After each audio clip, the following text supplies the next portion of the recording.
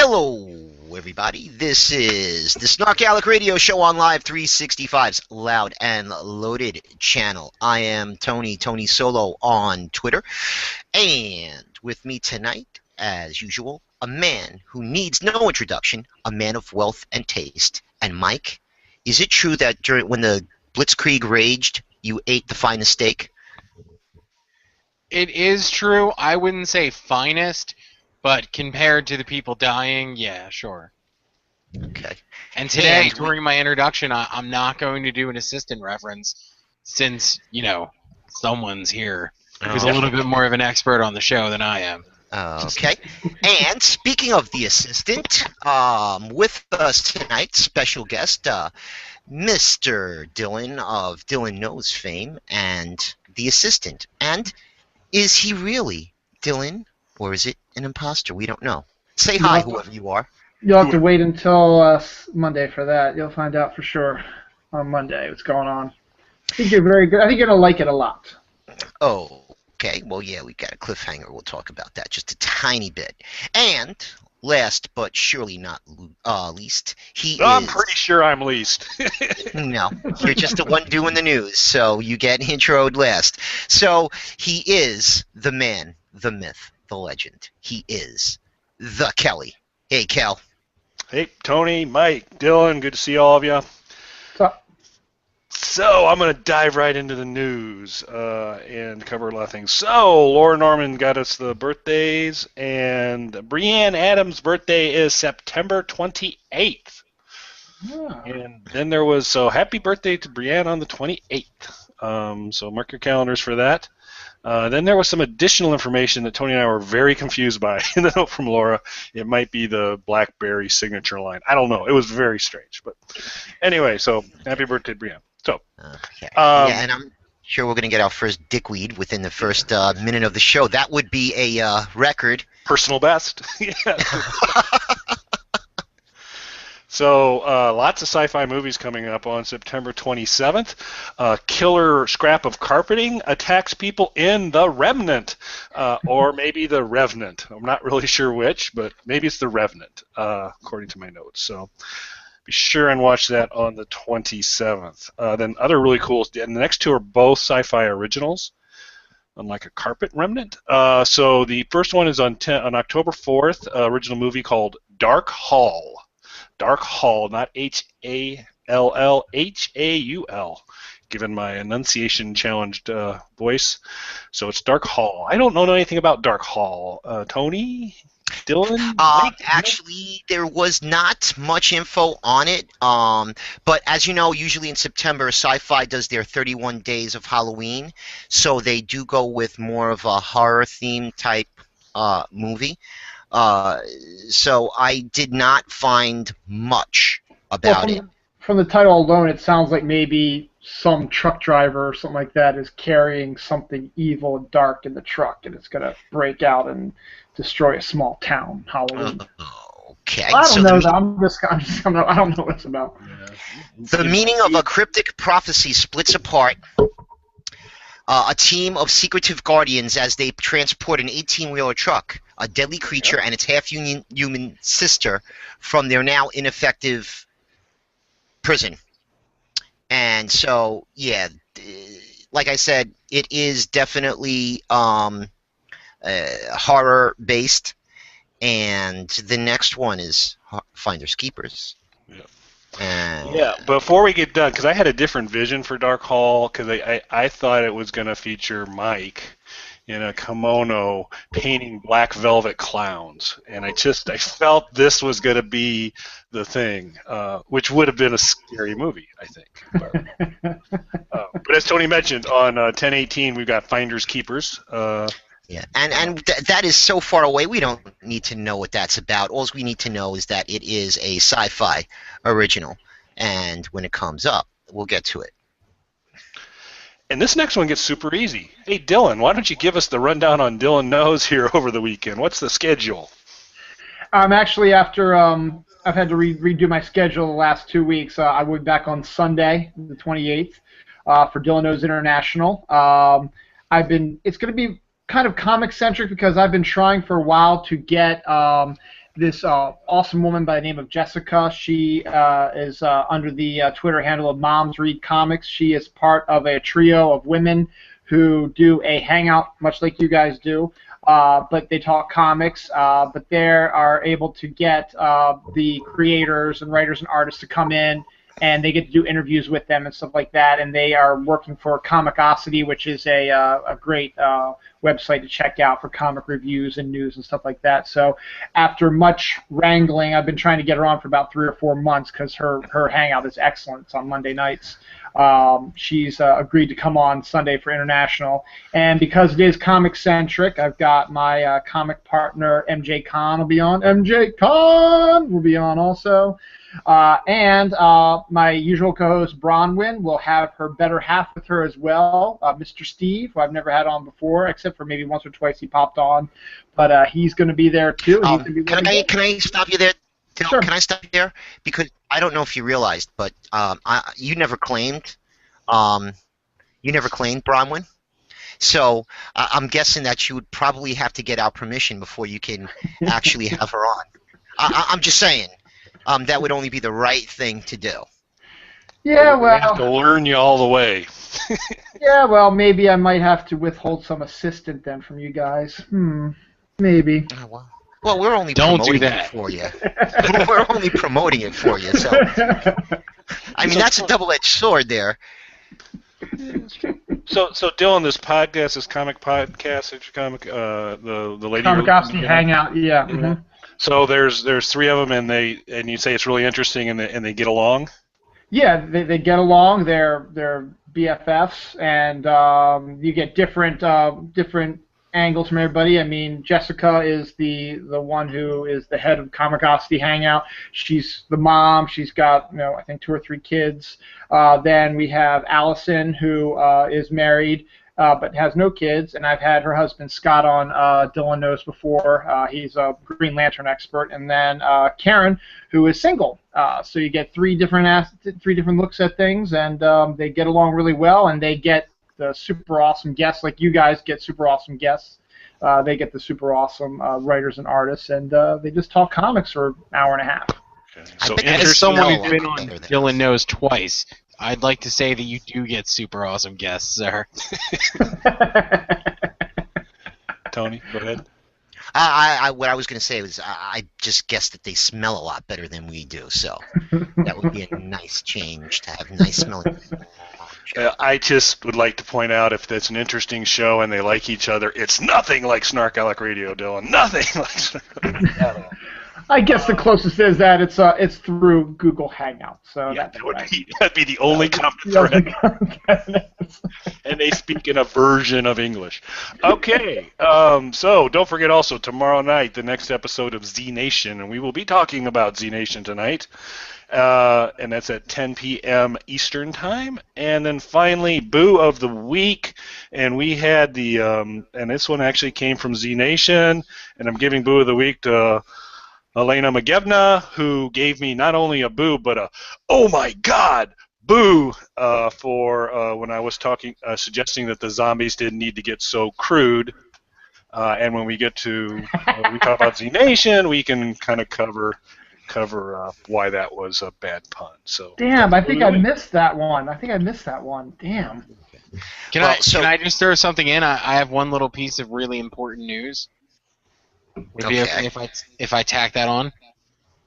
Beginning next week, the Facebook page is going up this weekend, but next week, beginning on the 1st, which I believe is Wednesday, the Jacko Lover Challenge will officially begin. Okay, which I will not have anything to do with. Thank you very much. And Mike, you need to understand when it's Kelly's chance to do the news, it's an open, flowing, non-judgmental one. Unlike you, when you've got the news and you just kind of have to have this iron grip on it, and when people try and offer stuff up, you bat them down or you're critical on the reference material. I'm an easier going guy. I just do the news. I appreciate that, Kelly. That's one of the many. I can't wait to see your Pumpkin Lover video. It's probably not going to happen. Let's rephrase that. That's not going to happen. So, all right. Dylan, you're with me, right? Yeah, I'm with you. I got you covered. Okay. About that. You need to reflect on this, Dylan. Did you guys see that next year Sci-Fi is doing Lavalantula, fire spewing spiders, which is going to have three members of Police Academy. It's going to have Steve Guttenberg, Michael Winslow, and Leslie Easterbrook. So sometime next year should be pretty interesting. I thought it was a cross between a lava lamp and a tarantula, which would be kind of pretty boring attack. But I did not see that, and it does sound awesome.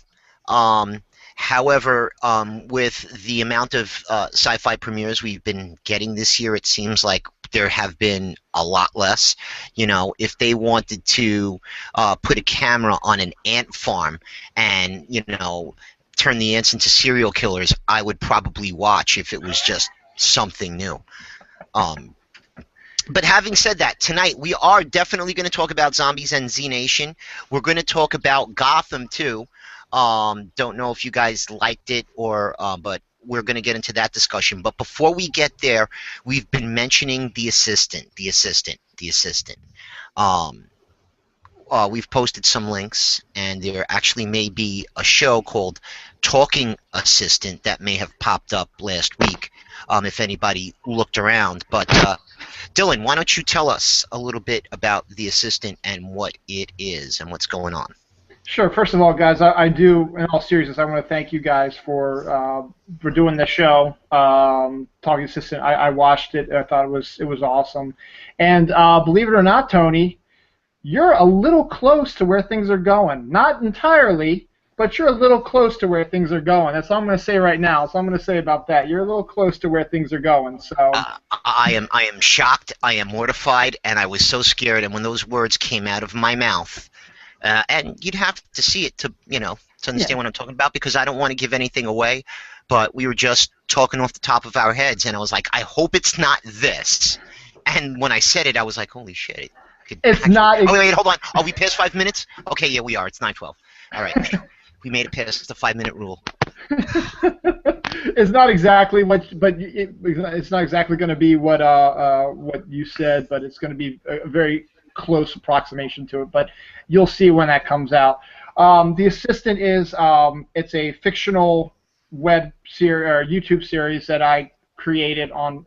Actually, it's basically a whim, really. There was just sometimes you never know when inspiration hits, and it hit me, and I say, it'd be kind of cool to do this type of one-person show, because I'm nothing but an egotist when I got to do all these shows. I mean, I've got 3 shows here. I got Dylan Knows, I got the Comic Hall, and I got the Assistant now, and so I need to keep doing more and more shows. So I got to do it. So I figured, why not try something different? So I said, let's do something fictional, a little bit different. So it also gives me a chance to work on my improv a little bit. There are no scripts.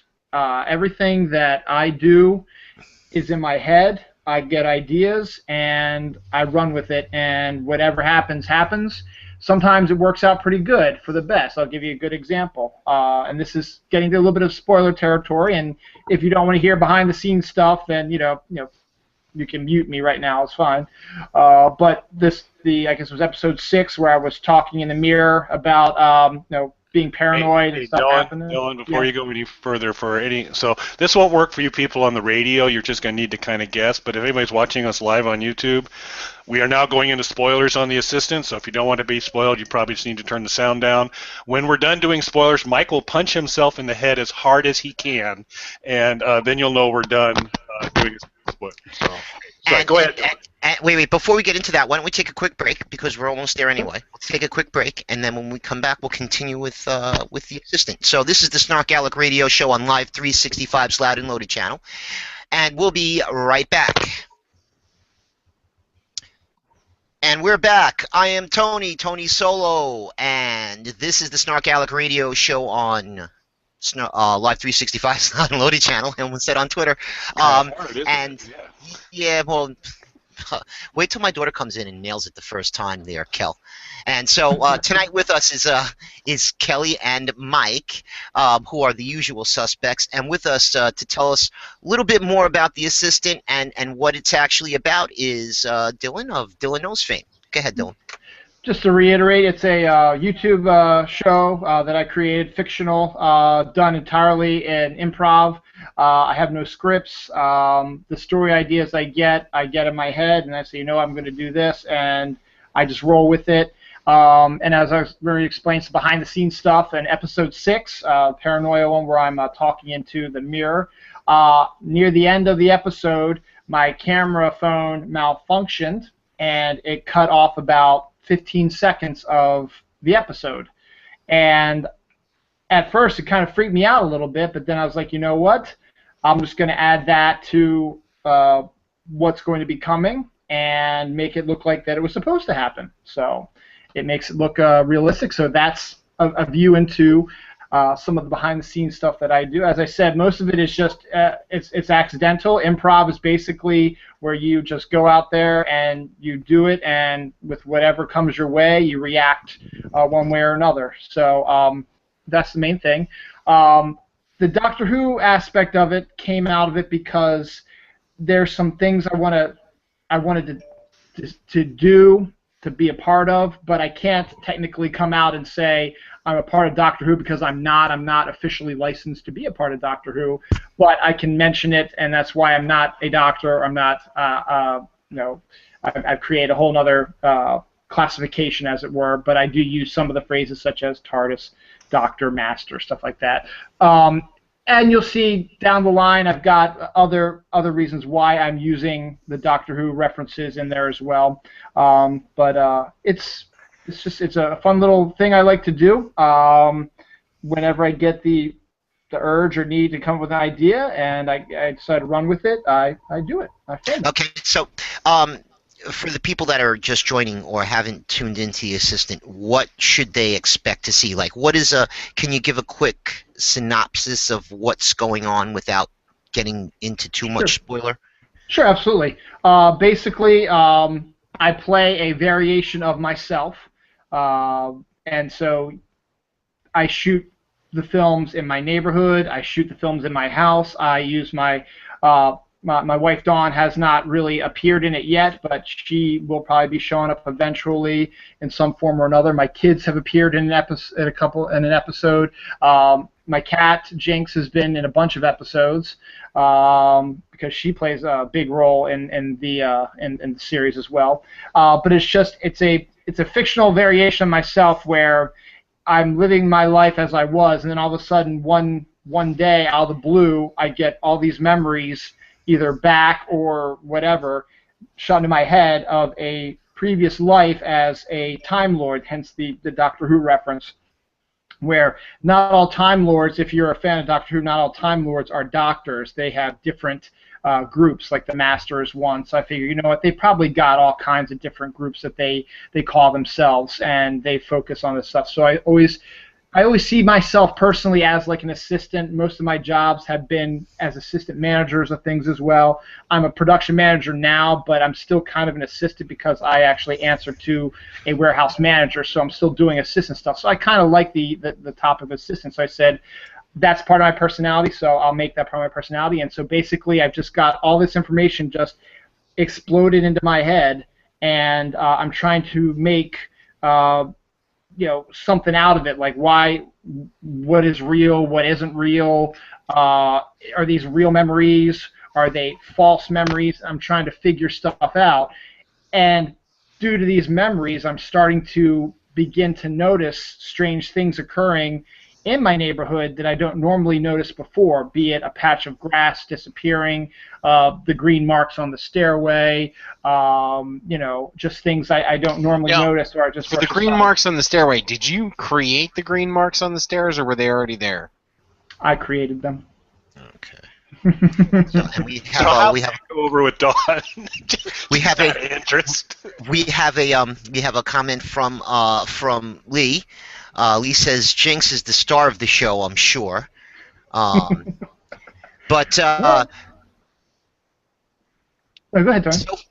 Well, I'm telling you, if you couldn't pick a better actor to play a cat than a cat, and Jinx is a very cat-like cat, so I'm going to say great casting.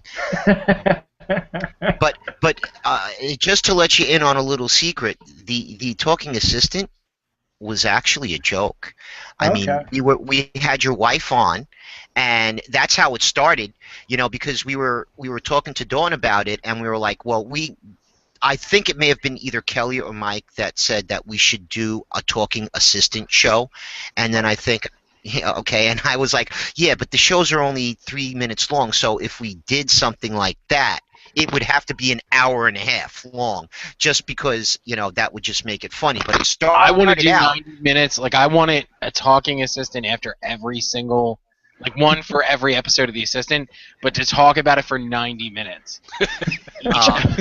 So it actually started out as a joke, but it was like, okay, we're watching it, and was it last week that the episode wasn't there in the morning, or the 2 episodes weren't there in the morning? I was like all bummed out and shit. Like, where is the assistant? And because look forward to it, because want to find out. And then now the last couple ended up in with that phone mishap, and it was like it.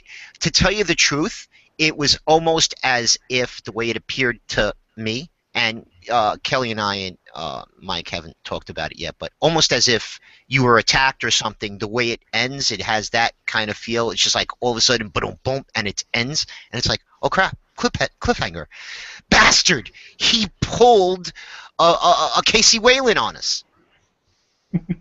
Are you talking about this past one, the one that just aired this past week? Episode 6, I believe, yes. That was the paranoia one, not the one where I was scoping out the house? You know, it was after that one. You scoped out the house in episode 7, correct? And then it was episode 8 that ended with the cliffhanger? Yeah, it was episode. Let me see if I'm trying to get this out. Episode 7 was the supermoon episode. Right, and then it was episode 8 was the stakeout. And the episode 8, the one that just happened, just ended on a cliffhanger. That was intentional. As you'll see on the episode that is going to drop on Monday, I think you'll actually enjoy this one a lot. You might actually probably find it pretty funny what happens. It's some physical acting on my part, and I hope you enjoy it. But yeah, that was intentional. The phone mishap in number 6, the paranoia one, that was not intentional. That was something where my phone just conked out for whatever reason. I don't know why, but I'm able to. That's what improv does. You're able to take advantage of something that happens unintentionally, and you're able to turn it into something interesting and make it part of the bigger story overall. And that's one of the reasons why I love to do improv. I've never really been a really good improv guy, because I did some acting in high school and college, and I always just stuck straight with the script. But there is always an aspect of improv you need in theater, because there could be mishaps that happen. People forget their lines, you forget your line, and you sometimes have to double back and sometimes figure out a way to get to where you need to be. And that's the scariest part. If you're ever on stage, that's the scariest part, is when you're doing a play, you've been doing it forever, and for whatever reason you forget a line, and if you're not used to it happening, there's like a second or two where it feels like it's eternal. Everyone's watching you, your co-star is watching you, and you're trying to figure out in your head, how am I going to do this? And then eventually it comes out. That's why improv is so great. But how long does it take you? I know you said that a lot of the show is improvised. How long does it take you to get into your character, though, when you're getting ready to shoot an episode? Oh, no time. I said, okay, this is the episode I'm going to do. I get it played out in my head. This is what I want to do. I'm going to do this. I'm going to stake out the house next door, look around, make some comments, and I just pop into it like that, and I just go. I can snap into it pretty easily. So there's really not a lot of pre-planning then for the episodes? Like, you just come up with the basic arc beforehand? Yeah, before I film it, I decide, look, I want to try to drop 2 episodes every Monday, and that's when it's going to be. It's every Monday. I try to drop it around 6:30 in the morning, because that's when I'm usually up, and before I go to work.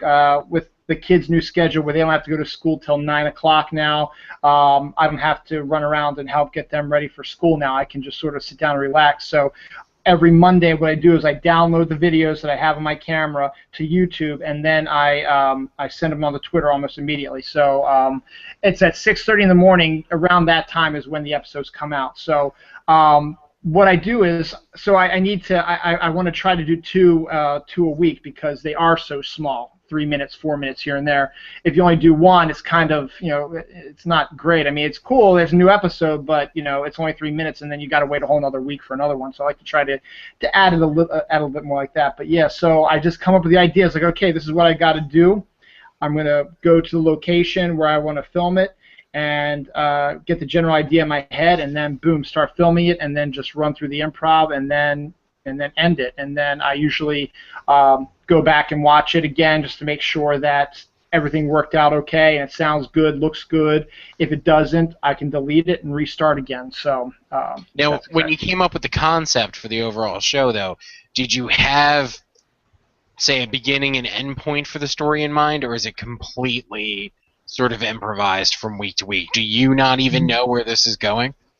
No, I know exactly where it's going. I have an endpoint. I know exactly what I'm going to do. Right now, it's a matter of I knew what I was going to do in the beginning, and I know where I want to go to at the end. It's just everything in the middle is what's going to is the jumbled mess right now. There are hits I want to get to. There are hits I need to get to reach the point I want to in the final episode. And so I have to find a time to hit that. And I'll give you a little fast forward, a little sneak preview. There's going to be an episode coming up. I don't know if it's going to be this week or next week. I'm aiming for frontal nudity. That's later on. That might be when Mike joins. That's when Mike joins. Absolutely. I wanted to shoot a scene, or rather not a scene, an episode in a graveyard. And I've got it planned out pretty much. I'm going to try to shoot that one this weekend, and maybe have it for Monday. But it depends on if it's going to fit in with where I want to go. Because that's the other thing also. The episode where I focused on Jinx directly, where it was just me talking to Jinx when she was talking in my head, that was shot. That's the third episode.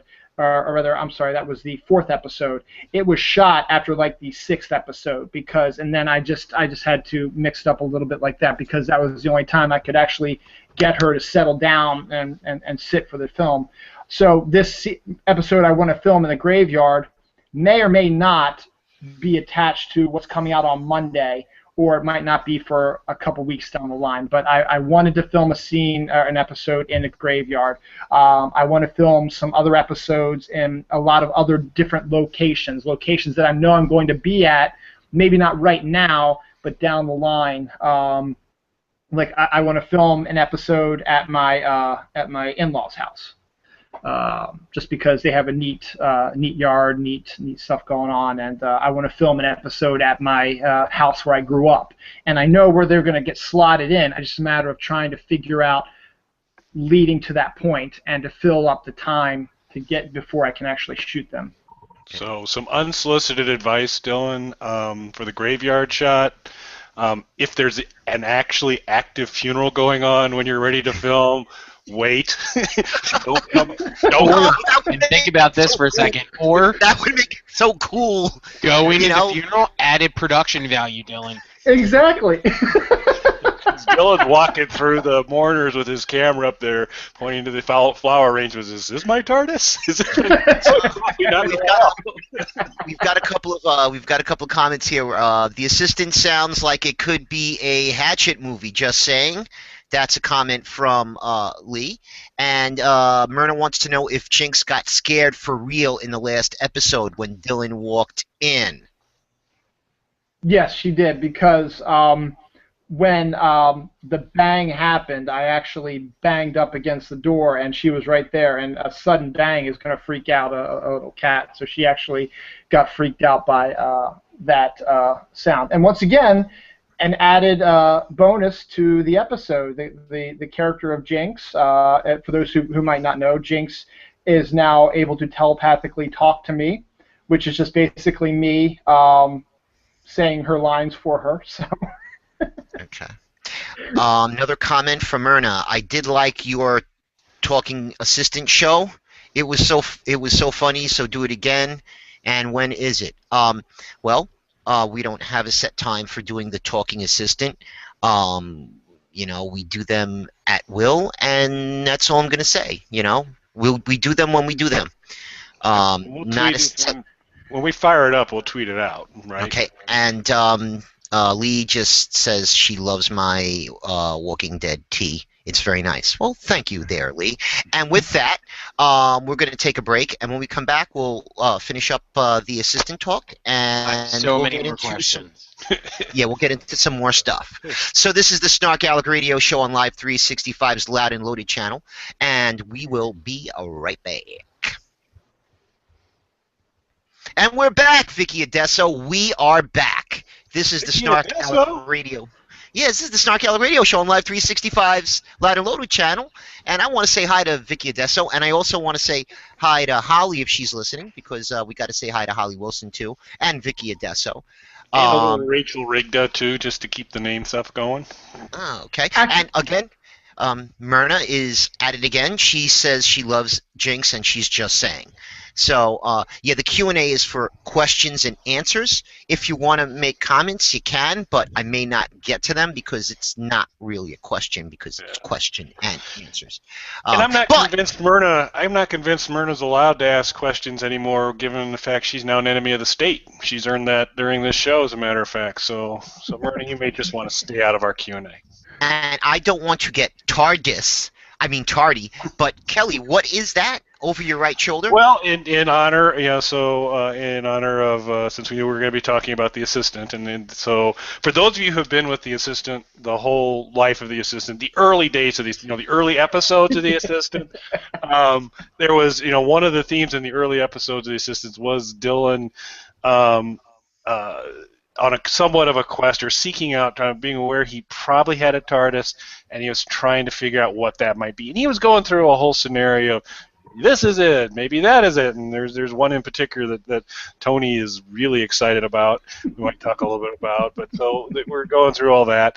And so I just thought, I figured the egg would want to weigh in. So I've never mentioned it, I don't believe, I can't recall.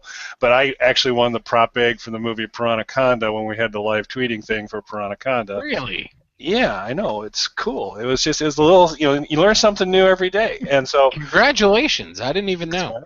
I appreciate that. I'm a little bit bashful to mention it, but I figured why not? I'd mention it tonight in honor of Dylan. So see, you know what it is, Kelly? You're shy. I recognize that quality because I have it as well. And now, I just want to point out too, before Kelly tells us what the egg is, I think everybody here has had an egg in honor of them, except for me. So what's that all about, Cal? There was one egg that you did where you did an egg, but you had my head, Mike's head, and Gerald Webb's head in a fish tank. But Mike had the egg of lies, which was just a Mike egg. I also had the blacked out egg. Yes. Blacked out. Actually, Mike's had a bunch. He had Mike and the big lie. Right. So that's fair. That wasn't intentional, Tony. And there's been actually. I don't want one. I'm not saying I want one. I'm just pointing that out. I'm just saying you're a terrible co-host if you don't do it. At least you took the time to mention it after the show. Wait, no, you did it during the show. I'm sorry. That's a fair point. But, and I feel really bad because when I did the Tyrannosaurus Vex, when I had kind of a Tyrannosaurus dinosaur in honor of Vex when he was on, I actually had also made little small bloodied, stumped heads of Mike and you and Gerald Webb that the dinosaur was to be eating, but I forgot to set them out by the dinosaur. So there was a second time. But that's duly noted, Tony, and not intentional. But I'll have to give that some thought. I'm the only problem is I don't like to really talk about the egg, and so I don't know. I'll have to get over that. But today it's just basically trying to make sure that Dylan knows it's not a. So well, actually, that is even smaller than the smart car. But I know Dylan probably couldn't even get one of his hands in that container. But I sure would love to see Dylan try and squeeze into a freaking smart car because Well, here's the funny thing, Tony. I actually don't know whose car it is because they always come in late at night. So, and they don't always park up there either. But I am trying. I'm not just blowing smoke. I am trying. I think one day I am going to try to see if I can talk to this guy and see if he's going to let me, or woman, could be a woman. I don't know. You totally got to film that conversation, Dylan. Oh, I will definitely. You got to film that. Hey, I'd like to get in your car. I know Mike has a lot of questions, but we've got a comment. I'm usually very TARDIS getting to work, and that is a comment from Lee. So let's give her a live boo. Boo. So, Mike, I'm sorry, just real quick. We were talking about Vicky Adesso. I gotta. This is one of the coolest things ever. After I posted Monday's episode, the one with the cliffhanger, I'm always gonna remember Vicky Adesso's comment after she saw it. All she tweeted back to me was, "Whoa," and I just think that's the coolest thing. So thank you, Vicky Adesso, for doing your whoa. Well, and there's a pretty good chance Vicky Dessel will just pop into a future assistant. You'll be filming, and that'll be Vicky. She'll just go walking by. Hey, how you doing? Was that Vicky Adesso? It was Vicky Adesso. So, Mike, what questions do you still have? Okay, so there's a lot. Prioritize. Now, what is your stance on method acting? To be honest, I'm not a real big fan of method acting. It's just not something that I do. Every actor is different, so I can't say that it's not a right way to do it. But I honestly, I don't like the idea of method acting at all. Okay, because my follow-up to that would have been I didn't know what you felt about it, but if you were into method acting, then my follow-up would have been, since the character is a variation on you, how do we know that we're not talking to the Dylan from The Assistant versus Dylan from Dylan Knows? I know. No, it's paradoxes on top of paradoxes. But I'm not that smart. It's just fun I'm gonna do. So it's not. There's gonna be no. So you say that now until the next episode of The Assistant goes up, and it's a screen grab from this. And I fooled them all. Well, we'll see though, actually. But yeah, episode 9 is already in the can. I filmed it the same day as I did number 8, so it's in the can. It's just waiting right now, sitting in my phone, and I got to do episode 10. That's where I do my best reading in the can. The can might make an appearance at the TARDIS sometime too. But that is, to get back to what you were saying, Kelly. I am going to be It is going to be an ongoing subplot looking for the TARDIS. So I am going to be looking for various other small type items that I can maybe think is my TARDIS. Because I like to have. That's one of the things you have to know about Doctor Who. Doctor Who has a little bit of humor in it as well, and I like to add a little bit of humor as well. So any other questions you have there, Mike? Absolutely. Have you personally ever experimented with psychedelics? No, I haven't. I can imagine why you'd be asking that. I can imagine why, but no, this is all from my warped imagination. Now, when you say no, you haven't, blink twice if you really mean yes.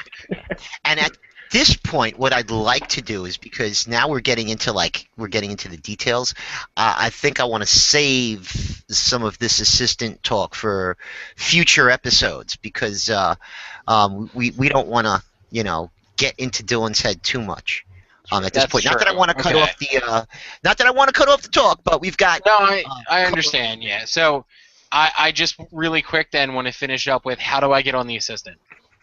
I actually, after you made that comment on Talking Assistant, I started thinking a little bit.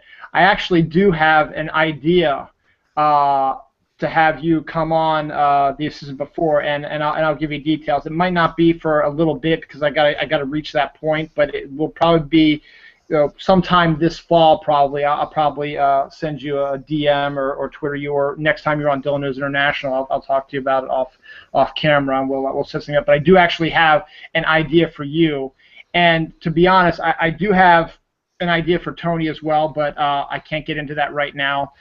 This may be something we can talk maybe off camera about later on. And Kelly, if you ever make your way in, I'd love to have you on as well. So, because absolutely, that's one of the parts. That's one of the great things about improv is you can create any type of. You can have someone come, and then I can just create a character for you, or you can create your own character, and we'll play off of each other. So, would it be okay if I've got some suggestions on what might happen to the Mike character that I'd like to run by you. I really can't do it in a DM. It's more of a Google Doc. It's fairly lengthy, but I'll send you some information. Just realize that if Kelly's going to appear in it, he probably would prefer to be in a dress. If he's going to be in the assistant. I'm just saying. Just real quick. You're going to get your egg solo. You're going to get your egg. I mean, to be fair, though, that's what he told us is when he feels most comfortable is when he's in women's clothes. Incorrect. That's when he feels free and then he's his true self. Let's get back to the guest. Dylan. Incorrect. So real quick, I know we want to move on to some of the other stuff, but I'm going to drop. This is basically my plan for the series. My end point, my final episode is hinged upon an event that actually is going to happen next July. So I have a long-ranging plan. I'm not going to do, as I said, I haven't decided yet, but I'm probably not going to do episodes every week from now till July. I may or may not, depending on how many ideas I have, because that's a lot of weeks and it's a lot of episodes. What I might end up doing is I might end up pulling a card from the Doctor Who library where they do a certain amount of episodes and then take a break for a little while. I'm definitely going to do a Christmas episode because that's one of the things that Doctor Who does. They specialize in, so Christmas episodes. So I'm probably going to definitely do a Christmas episode. Might take a little bit of a break again and then go full throttle to the end. As I said, that's just the general idea I have in my head right now. But the finale of The Assistant this season hinges on something that happens in July of next year. So that just gives you a So you said this season, though, so that this is open-ended. That could be a curveball because it could either be another season coming or it could just be this is it. So we'll see what happens. Well, like Tony said, we don't want to get into too much information. So you've never experimented with psychedelic drugs, though, but when I'm on The Assistant, would you be interested in it? Sure, why not? And with that, we're going to take a break. Good idea. And when we come back, we're going to get into a little bit of Gotham talk, and I guess our job is going to be to try to convince Kelly to watch the show. So this is the SnarkAlecs radio show on Live 365's Loud and Loaded channel, and we'll be right back. And we're back. I am Tony Solo Lee. That is Mr. Kelly Toole. That is Mr. Mikey B. We don't know if that is Dylan. We don't know if it's Dylan Knows or Dylan the Assistant. But I am telling you, I am Tony Solo, and Kelly's Kelly and Mike is Mike. We're not too sure about Dylan. And we are finished talking about the Assistant on the SnarkAlecs radio show on Live 365's Loud and Loaded channel. And we're going to talk about Gotham, premiered on Monday.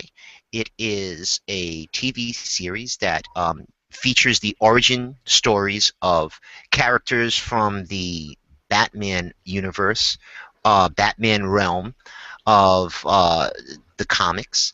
And I'm going to go over to Mikey, and I think he's got some stuff he wants to say about Gotham.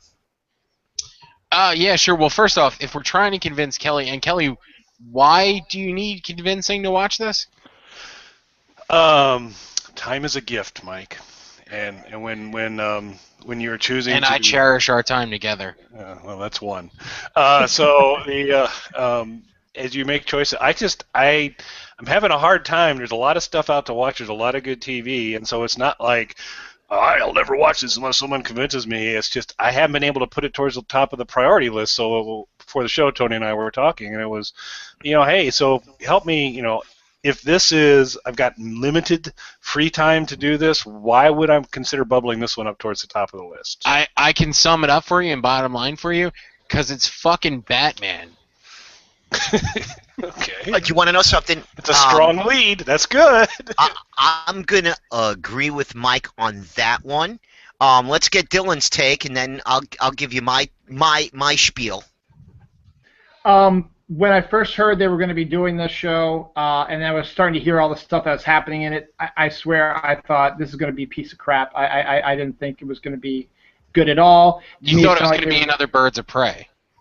Well, I like Birds of Prey, actually, to be honest, but you thought it was what everybody else saw in Birds of Prey. I guess. I just think they're just going to be shoehorning too much stuff, and because especially focusing on Bruce Wayne as a 10-year-old, and the main character is actually Jim Gordon when he's making his raise to commissioner.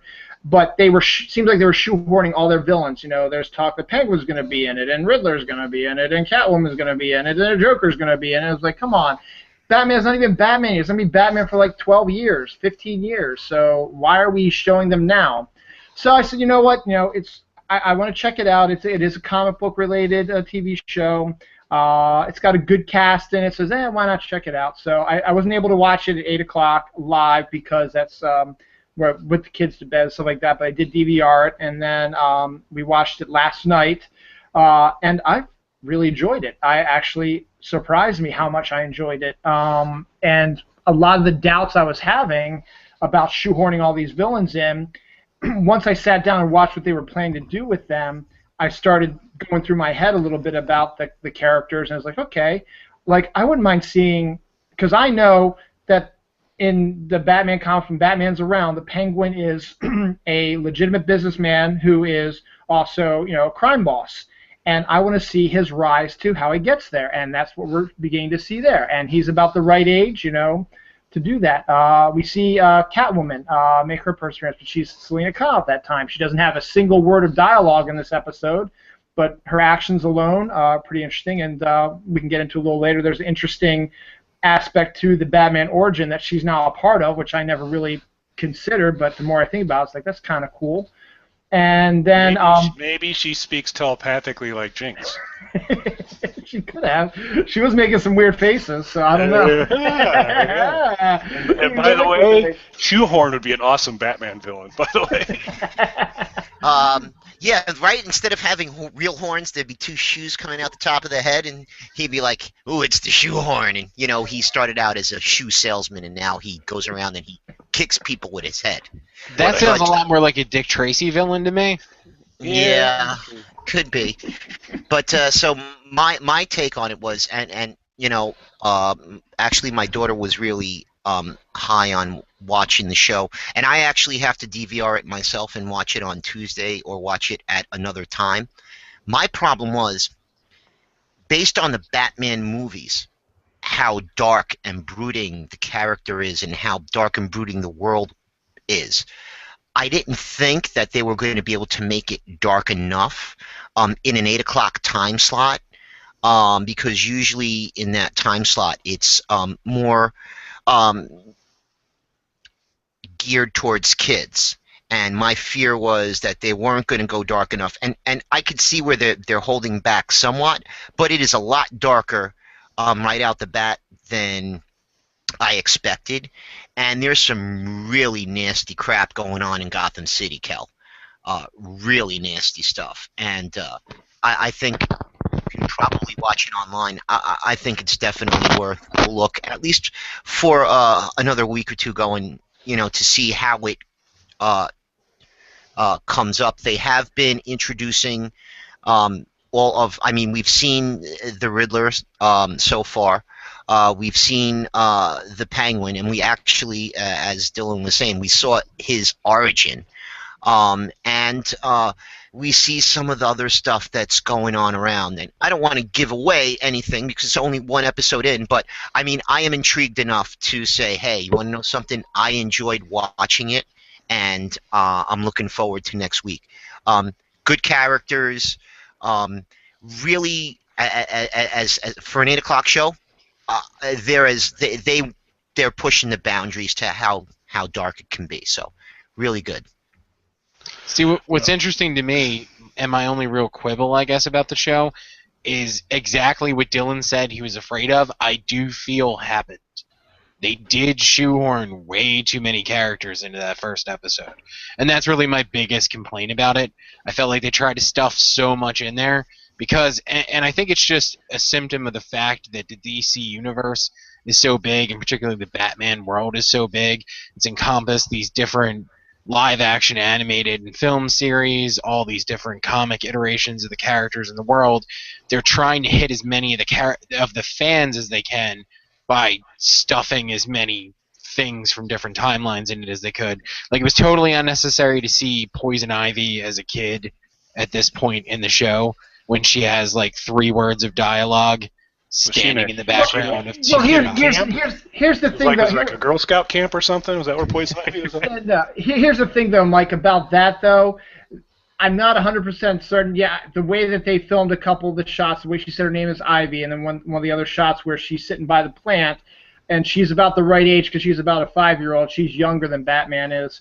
But what I don't know is, I don't know if that was just a little Easter egg, as they call it. Maybe it's not really, because basically, I mean, my same thought, Mike, was the same thing. Okay, they're introducing Poison Ivy. Why else would she say her name is Ivy? Why else would you shoot her by a plant? Obviously, but maybe they're trying to do some Easter eggs, like the same thing also in the nightclub when Jada Pinkett Smith's character is looking at the stand-up comedian. I was like, is he going to be the Joker? Possibility. Why would you focus on the stand-up comedian? Are they hinting at things, or are they just saying, oh, look at this, we're you know, these could be the characters, but they might not be. But I agree. Poison Ivy was one of the officially announced characters. Okay. To appear in the first episode. Right. Okay. And I agree. I mean, I think we've kind of seen it with a lot of different shows, especially with the inaugural episode. I mean, I had some quibbles with Defiance in the first season, where it was they tried to give you a lot of stuff. I think they. For the fans, they tried to put those things in there. I mean, Dylan said it, the girl who plays Catwoman, she's not Catwoman yet, but and doesn't have a word of dialogue, but just the way she's climbing around and doing things, you know who she is. Ivy, they had to say, ooh, look who it is. They had to go out of their way to show you who the Riddler was. But, again, it just my comments and my feeling for the show is basically just based on the story and what they've hit so far, and the problem with Batman is and I think, and this may be true, and Dylan, correct me if I'm wrong, if you ask 90% of the people, let's ask everybody here, Mike, Batman or Superman? Batman. Kelly? Batman. Dylan? Batman. Yeah, Batman. Batman. Yeah. Everybody, because Batman is let's say he's a regular guy, and that makes people identify with him more than a Superman character. So you have to be careful with the way you portray him and how you handle his story. And again, this is not Batman's story at this point. It is, but I mean, we're focusing mainly on Jim Gordon. And Jim Gordon has just become a detective, and it's his first case, the murder of Bruce Wayne's parents, and it has not been solved yet. And that's all I'm going to say about that. But I mean, for a first episode, I think there was the Easter eggs. I think they did try and pack a little bit much, but I think they've introduced the core cast that we're going to be seeing so far. So hopefully that will, we'll get more into the story. And it is an intricate and interesting story up to now, the first episode. So it's definitely worth a watch. But what you're saying is Gordon kind of sucks as a police officer. If his first case was Bruce Wayne's parents, that doesn't get solved for like years. And so is he going to like try and then DB Cooper his next case? And well, I don't want to give anything away, so you're going to have to watch the episode. You guys have convinced. I should have really connected these dots anyway. I didn't, so I owe you all a debt of thanks. Well, no. Here's the thing, Kelly. What I've heard is this first episode they did shoehorn a lot of the characters in. They did introduce a lot of the Batman mythos in. But from what I've heard is reading interviews with the showrunners and the writers, stuff like that. They're going to be not necessarily turning it more into a procedural next couple episodes, but they're not going to shoehorn all the characters in all the time. Like I think there's an episode coming up, either next one or next two, where Gordon and his partner Bullock are going to be investigating a serial killer who kills people by stringing them up with balloons or something like that. I'm not making that up. It's not a joke. It's something similar like that. They're going to be investigating crimes in Gotham like a regular procedural, but they're going to have these other subplots in there as well. Like, this isn't really ruining anything, but Gordon is like, my job is to clean up the Gotham Police Department. We know that's what his goal has been since the beginning. If you know anything about Batman, that's when he started out. He's a good cop, decent cop, and it's his job to clean up, and that's eventually what leads him to become the commissioner. And over a really corrupt police department. So again, he sucks. This is pretty much. But Myrna says, Kelly, watch. Gotham is pretty brutal. Fish Mooney is mean, and she also says, please put me on the ultra enemy of the state list. So that's not how it works, Myrna. And because you're an enemy of the state, I'm not really interested in your feedback. Kelly, if that hasn't sold you, think of it in those terms then. Watch the origin of Gordon's failure. That's right. That's what the posters should have said. Like, instead of showing all the characters and the origin of evil or the origin of good. I don't know if you guys saw those posters. That's what they all said.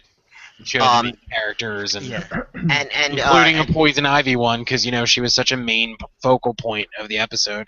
Yeah. We're gonna see him like bringing Betamax into the police department. This is the way we're gonna track stuff from here on out. It's the way of the future. Yeah, baby. But just to close this segment out, it's definitely, if you're not watching it yet, I'm sure you can watch it on demand or on Fox. I definitely at this point highly recommend Gotham. Only one episode, so you can catch up and. Can't give away too much, Kel, because if we're trying to get you to watch it, we want you.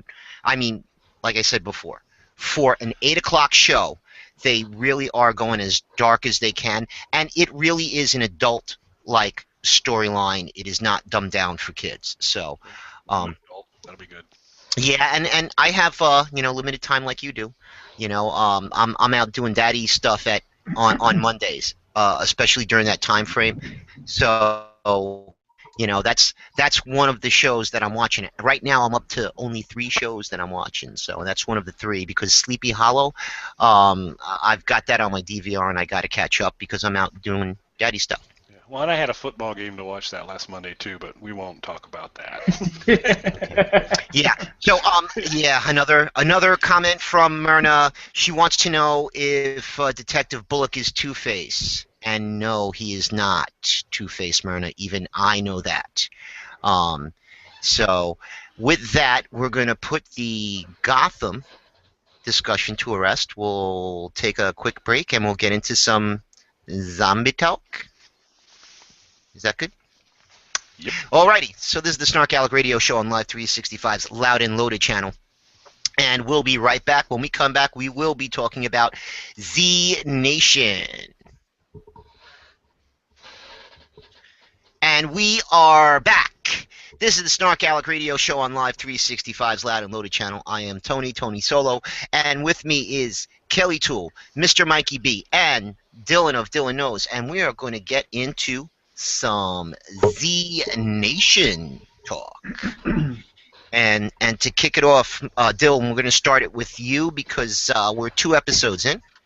And I know from what I've seen on Twitter, first episode, not a number one fan. 2 episodes in. What do you feel? How do you feel? What's going on?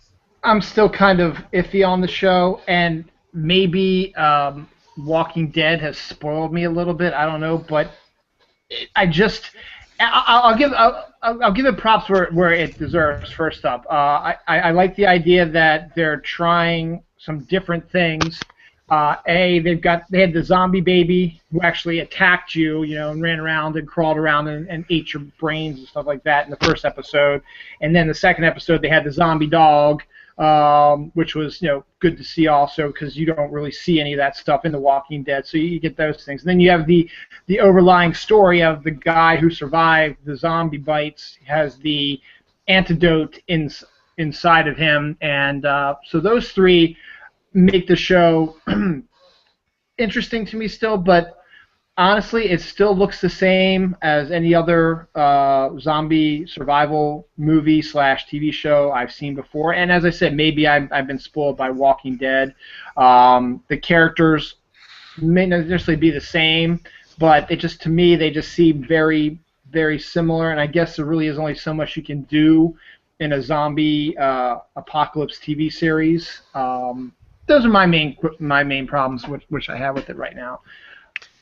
So you're saying this has nothing for us. One follow-up question for Dylan. Okay. So you're saying your dislike, potential, or tepidness on the show has nothing to do with the fact that yet another show confirms that the worst place in the world to establish a zombie stronghold is a ski resort. I want to clarify this before we go any further. Okay. No, it's not. No. Okay. All right. Okay. So now, based on email that Mike shared with us, he had some major quibbles with episode number 2. So we'll swing over to Mikey. Yeah, I really did have some issues with this one. First off, just to give it, I'm not sure, did Dylan give it a number on a scale of 1 to 10? We can ask, but we have since switched to a thumbs up, thumbs down. But for the first 2 episodes... I'm sorry, were you thumbs up or thumbs down then, Dylan? I'll give it a thumbs down this time. I think I need something more. Just Zombie Dog itself is not doing it for me. It just seems like I've seen these characters before, and the introduction of the guys on the motorcycle look to me like they're going to be another one of these crews that's going to be... I know that because I think the next episode they start attacking them and having some issues. Just seems like another human-on-human crime during the zombie apocalypse. So I'd give it a thumbs down. What about you, Mike? Thumbs up, thumbs down. It's hard. I really enjoyed the first episode. We were doing scale of 1 to 10 then, so I gave it a VHS. And John McGivna disagreed. He said it was definitely a beta. I'm just pointing that out. Yeah, he's Team Gordon, all right. I can see that. In fact, you know what? Let me. I'm gonna have to switch to color here for this to make this. That's creepy. to make my thumbs up, thumbs down work, I need to be in color. So this is. I wanted it to be audio cassette this week for my thumbs up, thumbs down. But you gave it 8-track. No, see, I wanted it to be like a cool, like, purple audio cassette, like this, like a neat colored one. But instead, it was just a white audio cassette, like a plain white one. So I still enjoy it, but it really fell short of my expectations this week. The bike gang being a major part of that, to be honest, because I feel like not only have we seen that 100 times, it's really a retread of what already happened in Walking Dead. So this is the first time I feel like I can make a direct comparison from Walking Dead to Z Nation, and it's only episode 2, so that's not good. Okay. And so, Kel, comments? Well, so I was going to go pancreas for the thumbs up, thumb down rating, but since you got to use props, I'm not. And I'm going to go thumbs up. Yeah, pull out your pancreas. And thumbs up for that. So it just totally changed my thing. So I It is what it is. In terms of because I don't go into it with like I go into want to be entertained for an hour, and I'm being entertained for an hour each time I've watched it so far. There's some interesting. It'll be interesting to see. There's a couple characters that looks like they could become kind of intriguing. I like the old guy. I think he's pretty hilarious. He's pretty enjoyable. But I did want to kind of come back to Mike's bike gang retread thing because. So who is the bike gang in Walking Dead? The Dixons? No, the actual bike gang in Walking Dead. What bike gang? They run afoul of a gang of bikers. Okay, is this something that hasn't happened yet in the show? No, this absolutely happened in the show. So the zombie show Walking Dead, right? Yes. Okay. Sons of Anarchy. Just making sure. No, there was a few episode arc where Rick kills one of the members of the bike gang in the house. Okay, yeah, but they were really... shown. Yeah, this was an actual arc, like 3-episode arc of the show.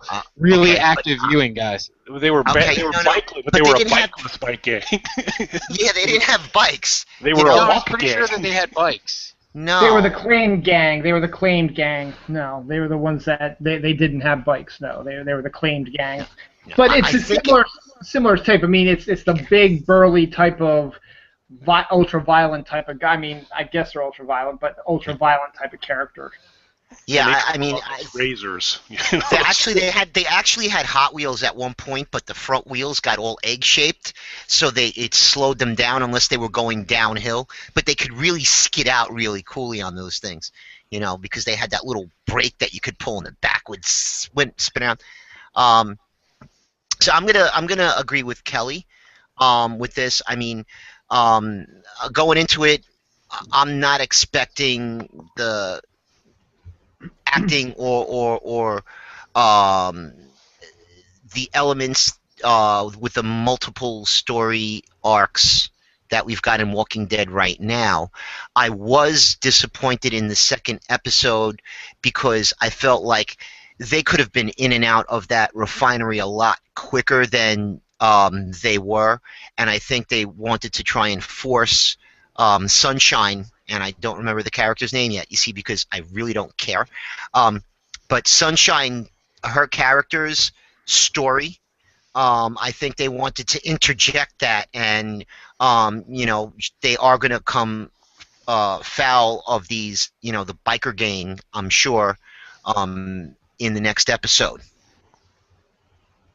But I want to point out that last week I did mention that the Asylum has introduced the idea of the zombie animal in Zombie Apocalypse, and I was wondering whether or not they were going to introduce that into this show, and they did, which adds a twist to, it's something that, and I don't really want to compare this show to The Walking Dead because we did that last week, but that's an element that The Walking Dead does not have. There isn't the zombie animal.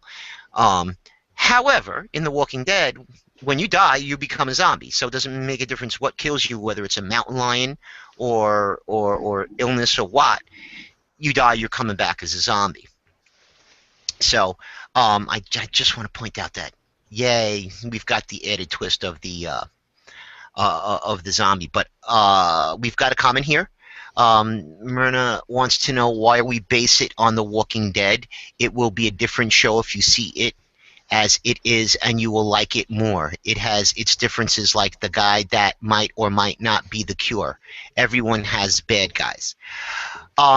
Yeah, unfortunately, Myrna, what happens is when you have a cop show, it gets compared to cop shows.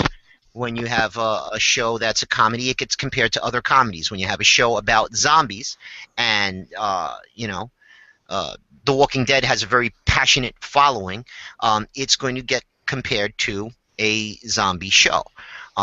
You can't get around that. And, last week I made the case for it's unfairly being compared to The Walking Dead, but you can't stop it from happening.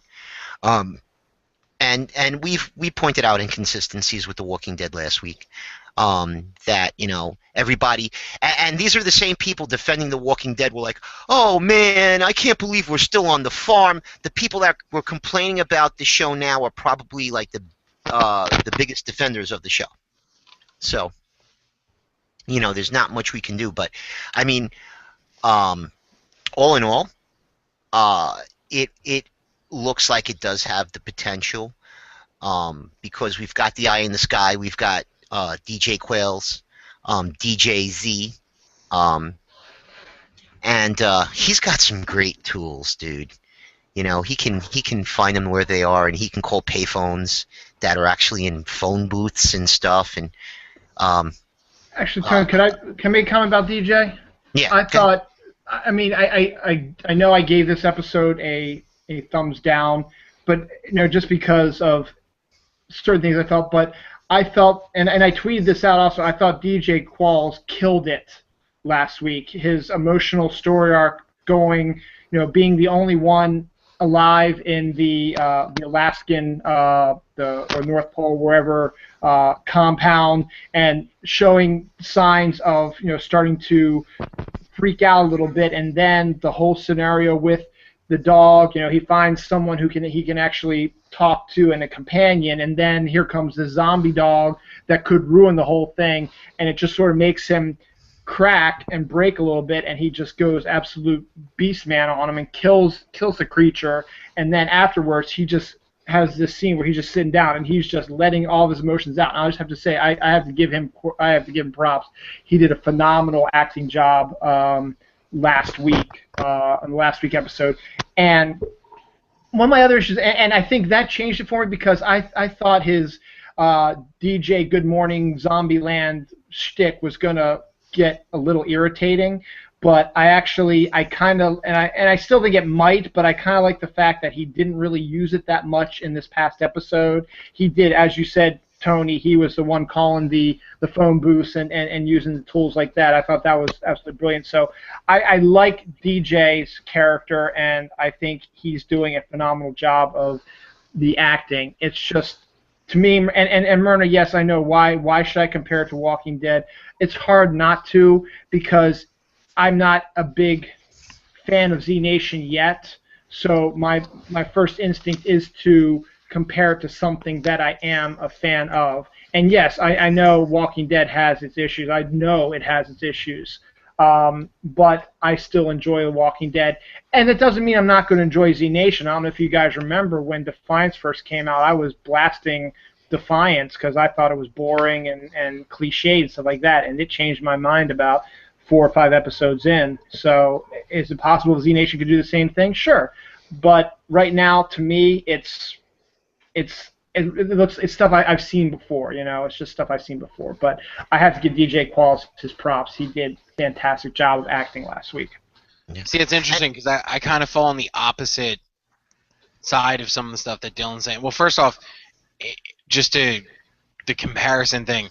Episode 1, I thought really, and I said this, really stood on its own and broke out of any sort of mold that maybe Walking Dead had set. It's this episode is when I start to draw a comparison, because even though we're not calling the Claim Gang a bike gang,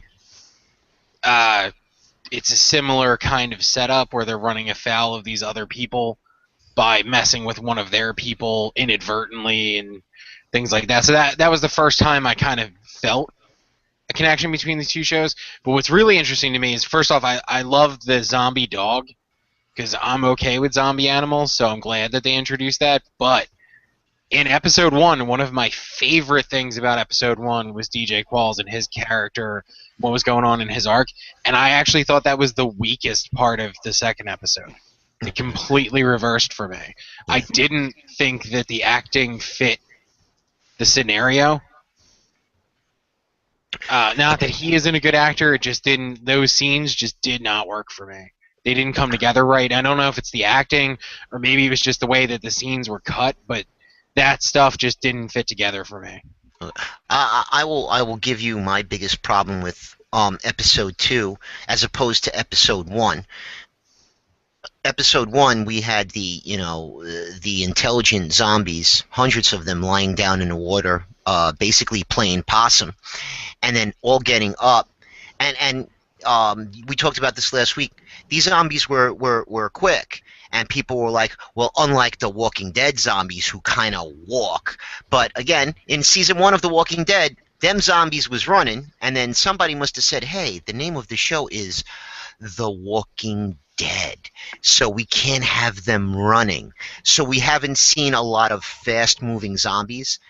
In Z Nation, them suckers was running, and we had Shamblers last night, and the other thing last week, the other thing that happened was Sunshine introduced the music box and let out that high tone sounds seem to attract the zombies. So she was using her little music thing to attract the zombies, and when she used it, all of the zombies turned around, looked at the group, and would have walked that way, and then she stopped it. Now, if the zombies saw some food standing right there, but then the low-pitched, bassy banging that was coming from the refinery, they all turned right back around and walked away. So what happened to the smart, fast-moving zombies that we had in the first show? I mean, definitely a big contrast, and an inconsistency like that, I'm like, that doesn't make too much sense, and that was my biggest problem with the episode. Well, do you think maybe that they might be introducing maybe different classes of zombie? I mean, I don't know how that would happen or how that would occur. But do you think there could be a subset that there's the fast ones, a subset that's the intelligent ones, the subset that are the slow meandering ones, the subset that are, oh look, pretty light, pretty sound, that type of thing?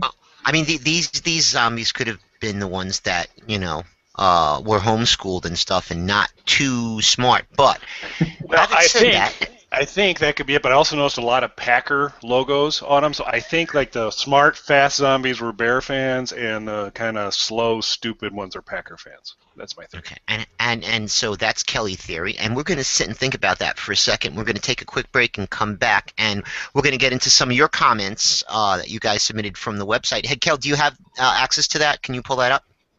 I can, absolutely. I believe I shared that out with you. Shared it. So I will do so on the break. And this is the SnarkAlecs Radio Show on Live 365's Loud and Loaded channel, and we'll be right back. And we're back. This is Tony Solo on Live 365's Loud and Loaded channel, the SnarkAlecs Radio Show. And hold on a second, Kel, because I'm going to share it with everybody so everybody can see it. So, we're talking about... window? Actually, no, I'm going to share out the actual document, so if you guys, however you guys get notifications, you should be able to see this link. And we're talking about Z Nation, and we had only 11 people rate it, and you could still rate it now if you want to. 11 people rated the show as a whole, 2 episodes in, and episode number 2, Fracking Zombies, which is because they were at like an oil refinery. It's a double entendre there, because fracking is a way of getting oil shale out of the ground, and it's a way of... the noblest way to get oil out of the ground. It's a truly beautiful way. And it's a noble way of saying the word F, if you want to put it that way. Which is the title of the episode, Fracking Zombies. So it's very clever. And we had 10 respondents, I should say. Everybody gave it a 2, which was a thumbs up as opposed to a 1. So, and we've got comments from Pirate Mel, Holly Wilson, Myrna, Laura, Warren Pease, James Graves, Scott McDonald. Well, not Scott McDonald, I'm sorry, he just rated it. Oh no, James Graves, and John McGivna, Mike's side piece's husband. So can you guys see these comments? Yep. I can. Okay. So first one is from Pirate Mel. I'll take that one. And it says they should have done the zombie baby stomp. And yeah, real interesting that they introduced the zombie baby again, a la Rise of the Zombies. Interesting submission. Everybody liked the zombie baby. Very, very popular. Zombie baby is awesome. Because it got outside and started running around and creating havoc. Flying, and the teeth were adult-sized dentures in the mouth of this kid. So this is a complex disease. These things can happen. We don't fully understand all the effects yet. So I'll go ahead and I'll take the next. I don't know how Mike and Dylan are doing in terms of access to the comments, but I'll take the next one, which is from our good friend Holly Wilson, who says that she loves the show, moves really fast, and then faster than normal zombies. And so I do think, and definitely true for the first episode, we did see, the Packerization of the zombies in the second episode to where they got a lot dumber and a lot slower. So, but we'll have to see where it goes. Yeah, they did pack a lot into the first episode, and maybe because there was such a big contrast between episode 1 and 2 in events, maybe that's one of the things that plays into my quibbles. So, Mikey, do you want to take Myrna's comment? Sure. Read it like Myrna. Do your Myrna voice. I could never do her voice justice, okay. So I'll just do it in my own natural voice. We haven't heard from Orson in a while. I like it even more. It's great when I get to learn a little bit of the character's past. The zombies were slower this episode. I'm fine with that. They had a frozen zombie, oily zombies, and a zombie dog. That was fun. I imagine the zombies will become more interesting. They have to top those. God, I missed Howard. It's so good to have Howard back. Put a little whipped cream on top of those zombies. That's how you top those zombies. Some whipped cream and some sprinkles. Yeah, they did introduce the oily zombies.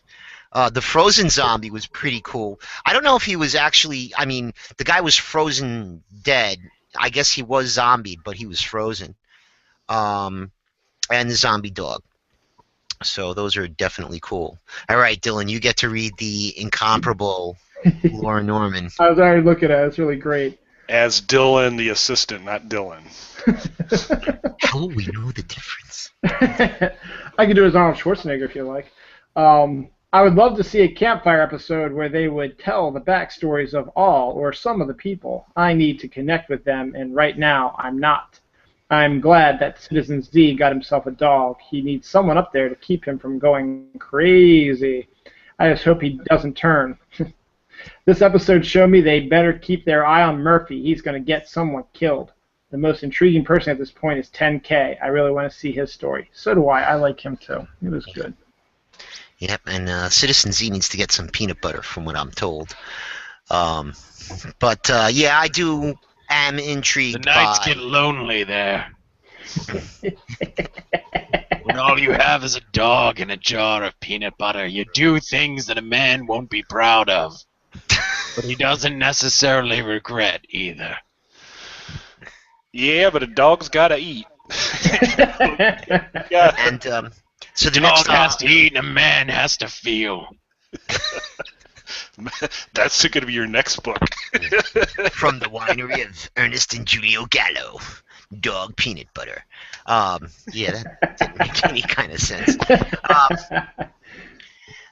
Here goes a comment from Warren Pease, and this seems to sum up what at least half of us are saying. I'm warming up to it, but it's still not grabbing me. And I think that's a pretty good encapsulates Dylan and Mike's feelings at this point. No, see, the first episode did grab me, and then I felt a little let down.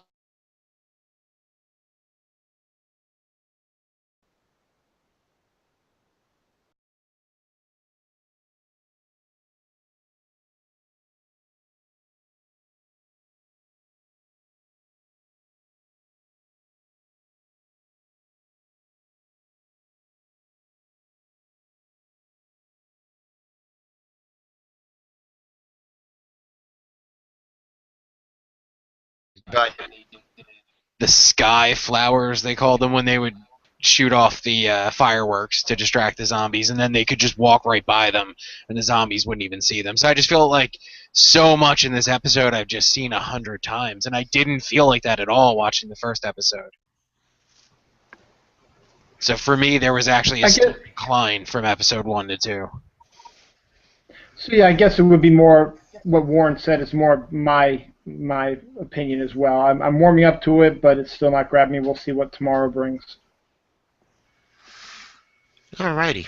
Sorry about that. I froze for a second or two. I don't know if did I. I think it was me actually. I was. All you guys were frozen, and it was just me talking. So I don't know. Okay. It all come out in the pudding. Time Lord. Warping space-time for us all.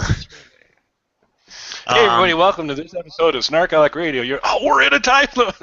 Yeah, and according to Holly, we all kind of froze. So something happened somewhere out in the ethernets there. And yeah. So any comments, predictions before we move on with Z Nation? Outside of a dog's got to eat, which I think is still going to be a problem for our DJ friend, I did want to read Scott's comment as Kamer Dixon, which would be, "This show is fantastic." So thank you. Fantastic. That's right. Well, then we might as well finish it. There's only one left. I'll take it. Doing my best voice of myself. Not bad. The character development shows real promise. That sounded just like Myrna. Pre-coffee, maybe. I don't know. So, not making any predictions or anything. I mean, I'm looking forward to one of the things that I like about Z Nation is that I feel like when I sit down and I watch it, I'm not going to have to think too much. And I'm hoping one of the things I don't want to happen is them to get into a situation where each week it's getting into the clutches of another group and them having to escape, from, one group to the next. I mean, I understand they're going to have obstacles and things to overcome along the way, but I just hope it just doesn't become a series of Woodbury after Woodbury after Woodbury that roadblocks them. And I'm wondering, and it might be nice if they ever did stop and stay in a place for an episode more than just one, where they spent 2 episodes in one place, and picked up people and dropped off people, and allegedly some of these people are going to die too. So that's kind of what I'm hoping for. Well, that's an interesting thing on that, and we got to be fair here. We're 2 episodes in, so right. So they haven't had time to. But with Walking Dead, you start to have some dismay around losing some of these characters. I don't have again, it's probably a big component of it is I'm only 2 episodes invested in this, so I don't. But right now, I mean, I'm not really outside of Murphy and the DJ. Anybody else could go, and I'm like, oh, okay. Right now that may change although I guess now Old Guy. I'm going to be kind of bummed if Old Guy goes, and I got to figure Old Guy's going to go. Yeah. I think they're all going to go eventually, but we talked about this last week. Right now, one of the storylines, the main storyline of Z Nation, and they definitely have this over The Walking Dead, is that right off the bat. The main storyline? Yeah, there is a main storyline, not just surviving. The main storyline is them getting across country with the potential cure to the zombie virus. One thing though on that I thought they did extremely well was their depiction of New Jersey, except I didn't think it was post-apocalyptic enough. That's kind of what New Jersey looks like. No, it's not. It's 100% what New Jersey looks like I right now. can't wait till they get to Philly next week, you fucking douche. right behind Tony's house is an oil refinery filled with zombies. Actually, that's pretty close. But yeah, no. But you see, I live in New Jersey. It's a pretty big damn state, and the Tappan Zee Bridge that they crossed over actually crosses the Hudson River, and it joins one part of New York to the other part of New York. You can get to Jersey by crossing the Tappan Zee Bridge, but you know, they're in the Paramus Mall already, and they're going to go down to Philly. Why don't they just stay on 80 and go cross country on 80? No, they've got to go to Philly. Why? Because Mike lives there. There you go. And so you can show the Liberty Bell roll down the road, too. Cool. That would be cool. So it isn't like the New Jersey governor an amphibian or something? No? No, I think... Read something. No. Okay. Not really. Okay. I had to... I don't know. I got to pay more attention. Any comments about what like you... That's the bottom line. They killed it on the set dressing. It was so gritty and realistic, I thought it was a documentary. Any comments, Dylan, that you might want to make, or what you're seeing? Like next week in Philadelphia, do you want to see, the zombies feasting on Mike on Route 1 in Philly? That might be interesting to see. Kimono. In a kimono. Yeah, that'd be... I think with the samurais. Mike comes out in a kimono and a samurai sword, and he's just swarmed by hundreds of zombies. And he squeals like a little girl who someone stole their doll. And True. I make the same sound when I pass through New Jersey.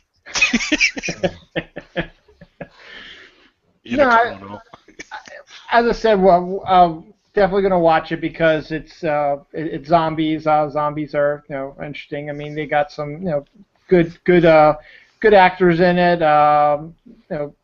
Hopefully the stories keep getting. I mean, it's the asylum. It's our buddies, the asylum. So you gotta represent the asylum. So I just wish Gerald Webb would be in it sometime. He needs to pop up in there somewhere. He may. He has not told us whether or not he's going to be in it, but off the record, native, correct? He is a Philadelphia native. But that's enough said about Gerald Webb. And with that, I think we need to take a break. And when we come back, we will. Do we want to play a game real quick and then get out of here? Finish that up, Kel? We can do a couple questions. Last segment, sure. Alrighty. So this is the SnarkAlecs Radio Show. We have finished up with Z Nation. Don't forget to watch it. It's on Friday nights, 10 o'clock on the Sci-Fi Channel, and you can watch it on demand. Sci-Fi Channel, 10 o'clock Friday, live. We'll be tweeting, so just look for hashtag ZNation and you can join us if you want to. Having said that, this is the SnarkAlecs Radio Show on Live 365's Loud and Loaded channel. When we come back, we're going to finish up a game we started last week, and then we're going to wrap this sucker up. So stay there. We'll be right back. And we're back. I am Tony. Mike is here. Kelly's here. The assistant is here.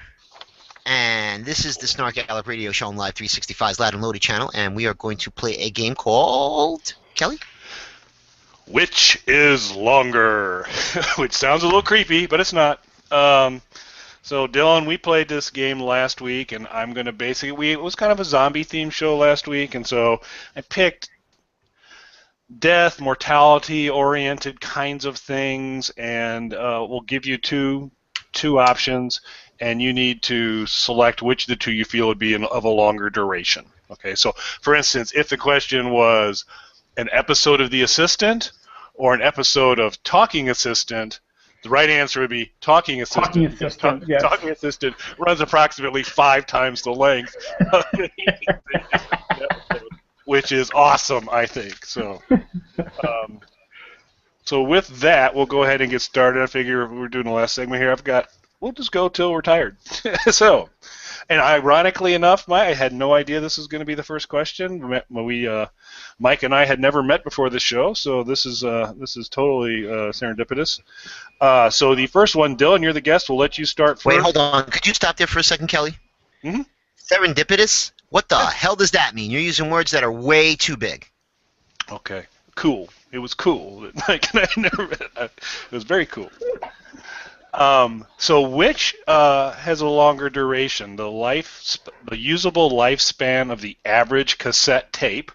So a little callback to Mike. So the lifespan, Dylan, we'll start with you. The lifespan of a cassette tape, or the average amount of time it takes all tissue to disappear from a body if the body is buried at approximately 6 feet depth in a typical temperate zone. I would say the degradation of the tape takes longer. Okay. Tony, we'll go with you next. You said a temperate zone, correct? Temperate zone, yes. Yeah, I saw this on one episode of Bones. If the body is not preserved or anything in a temperate zone, just in dirt, goes away pretty quick. Those wormies break that sucker down real quick. So I'm going to go with the tape lasts longer.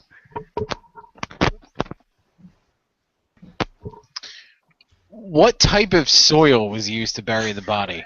Loam. It was loam, Mike. Now, is this chrome cassette tape? I don't have that information. I'm gonna go with no. I'm gonna say it's not. See, I feel like now it's a trick question. I'm gonna say though the length of the lifespan of the cassette would be longer than the lifespan of a decomposing body. Dylan, Tony, and Mike all picked the cassette tape. And you're correct because it's 10 to 15 years for tissue in an embalmed body in dirt. Had the body been involved and buried in a coffin, it would have been 50 years. Cassette tape, average length, 20 years. So you might want to be careful on some of those cassette tapes. They start to degrade pretty seriously. And that's an average. I'm sure you might have a tape that's lasted 22 years, but that's an average. Yeah, so don't leave it on the dashboard of your car in direct sunlight. It won't last too long. Okay. So the next one, the average length of WrestleMania, and we'll start with you on this one, Tony. Which would last longer, the running length of an average WrestleMania, or the lifespan of a pine weevil? I don't know what a pine weevil is, but I think WrestleMania is kind of like 4 hours. But I think there might be a pre-show, but I'm still going to go with the pine weevil lasts more. Pine weevil, Mike. Final answer. Final answer, pine weevil. Mike? I really have no idea what a pine weevil is. Mike, you're very crackly on your mic, dude. Just saying. Can you hear me now? Yeah, but I don't know if you're moving the wire or something, but lots of crackling coming from you. I'm going to go... Are you still hearing the crackling? No. It's just occasionally, every once in a while, there's a... It was all in your head. Okay. Yeah, it must be those mushrooms.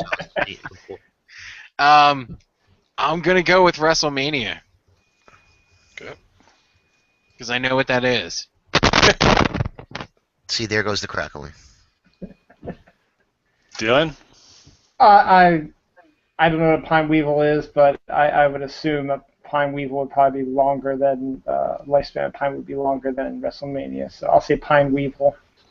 Correct. Pine weevil, 2 to 3 years. WrestleMania, Tony was dead on, 4 hours. So Dylan and Tony got a 1-point lead on Mike. The next one, now we're back to Mike. Number 3 is Mike now. Mike, so which lasts longer? An adult, so this is an adult louse. So if you think about head lice, a single head lice is referred to as an adult. The adult louse, not the larval, the adult louse, which lasts longer. The adult louse living on a human or a chia pet. And we're definitely calling these head lice, right? Yes, we are. Yes, okay. Absolutely we are. What would you call them? Dinner? If I had done other internet searches there, I'd have a bigger problem. We already established that I'm going to be on the market here shortly because my browser's full of very unpleasant searches. Let's see here. An adult head lice. And what was the other option? A chia pet. A chia pet. Not the ceramic part, the little plants that grow on the chia pet. I was going to say, because ceramic I think would last a while. That would be correct. I'm going to go with the chia pet, though. Okay. Dylan? Yeah, chia pet. Okay. Tony? Okay, so are these adult head lice on Chicago school kids or Detroit school kids? Or Jersey school kids? No. Leave Jersey out of it. We'll put them in a temperate zone again. So I'm going to temperate zone. You want to know something? We didn't say that they were living on a human, correct? Yes, you did. This is living on a human. Yes. On a human. Adult louse on a human. I'm going to go with the chia pet then. Hey, you all got that one wrong. The adult louse can live up to 30 days on a human, where a chia pet actually is closer to 10. So there you go. And I verified that with 2 internet searches and a Wikipedia entry. So, there you go. So what you're saying... Wikipedia is never wrong. So what you're saying, though, is the better investment is head lice. Yes. Yeah, I think... Yeah. If you're going for, bigger bang longevity. Okay, so at this point we are still sitting with Tony and Dylan with a 1-point lead on Mike. We are back to, I believe, Dylan leading off here. Okay, which has a longer duration, the lifespan of a worker bee? Now, Dylan, last episode, I had a queen bee question, and just for your reference, a queen of a domestic bee can live between 3 to 5 years, just so point of reference. But this is worker bees, so this is not the royalty of bees. These are the simple working man bees. So which lasts longer, the lifespan of a worker bee or Wimbledon? Wimbledon does, definitely. A fortnight, yes. Wimbledon is longer. Okay. Tony? I'm going with the bee. Wimbledon is only 2 weeks. And I think a worker bee lasts 6 months to a year. Okay. And Mike? I'm going to go with the bee on this only because Tony seemed really sure. I'm a good actor, dude. And it is the bee. Worker bees, they last 26 to 40 days, where Wimbledon, fortnight, 14 days. So. Wow, I thought they lasted longer than that. Yay! I'm number 1. This puts you up by 2, Tony, which would really put you in a pretty good spot, because we'll do one more? I've got we'll finish out the round. All right, finish out the round. Okay, so we're to Tony. Which would take longer for you to die in water at 40 to 50 degrees Fahrenheit, or watch the movie Reds?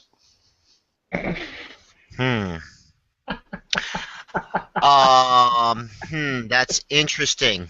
So I'm assuming that I'm swimming, but I'm just in the water, and I'm not going to drown. It sounds like you're going for the hypothermia thing. We're going to, and I've got the timing for when you'll go unconscious and when you'll die. Okay, so, it happens pretty quick, and you said 40 to 50? 40 to 50 degrees. Okay. Yeah, I'm going to say you will die faster in water than the movie Reds lasts. And the movie Reds is longer, die faster. Gotcha. Yes, the movie Reds is longer. You will die faster in the water. Okay. Mike? I'm going to go with the movie because I have no intention of watching it. Okay. So I will die in water long before I finish that film. But what if you're in the water watching the movie? Wouldn't you want to drown myself? Yeah, I'll go with the movie also, Kelly. Okay. Y'all get a point there. So the average amount of time you're going to go unconscious in 30 to 60 minutes in 40 to 50 degree water, which I was a little surprised by. I didn't test it, but that's what they were saying. Death will occur in 1 to 3 hours, where the movie Reds is 3 hours and 15 minutes, therefore longer. So you all get a point. Congratulations. Good. Okay. Tony's still up 2. So where are we at here? I think we're to Mike. Mm-hmm. Which would take which is longer? Listening to The Wall, Pink Floyd's The Wall, original one, not the Roger Waters kind of thing he did later, but the original really cool Wall by Pink Floyd, or the lifespan of bagworm moths? Bagworm moths. The Wall. Okay.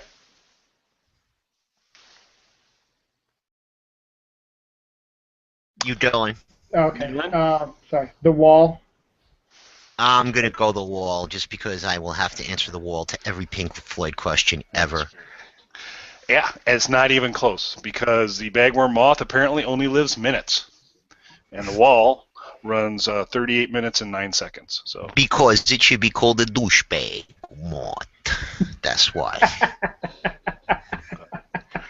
All right, so we're going to make this last question worth 1,000 points. Okay. Tony's got a 2-point lead, but this one could swing. We're back to, I believe. Back to Dylan. Back to Dylan. Cool. Last question. Which would take longer for you to bleed out from a femoral artery injury? So the femoral artery, okay. Femoral. Thank you, Tony. Femoral artery injury, bleeding out from that, or Ice Ice Baby, the radio edit. Oh.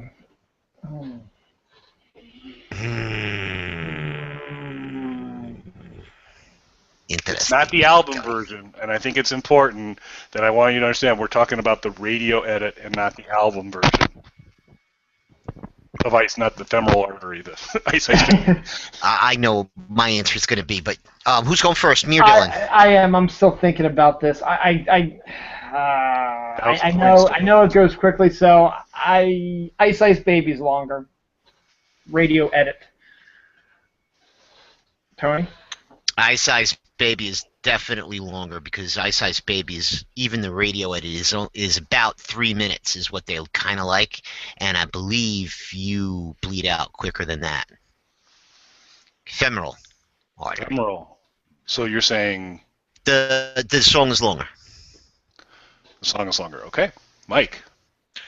Now, when you say the radio edit, are you talking about the original Ichiban single where it was a B-side, or when it was repackaged and reissued as the A-side from the Extreme release on SBK? Which do you think I'm talking about? Come on. I would have been talking about the Miami-based drop mix, but I'm assuming you're talking about the SBK one, so I'm going to go with Ice Ice Baby. Okay. Well, again, according to my vast internet research, the radio edit of Ice Ice Baby, and I'm not sure which version, Mike, sorry about that, I have to research a little, is 3 minutes and 46 seconds. And according to the interwebs, femoral artery injury, you will bleed out in around 5. So actually, Tony is the winner, yay!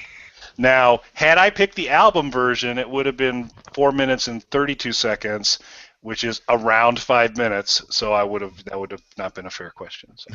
Or the Studio 54 remix version. Before we get out of here, I watched a very bad movie yesterday on Netflix, and I wanted to see if any of you guys have ever seen it. It's called Zombie Lake. And I think we may have talked about this once before, Zombie Lake.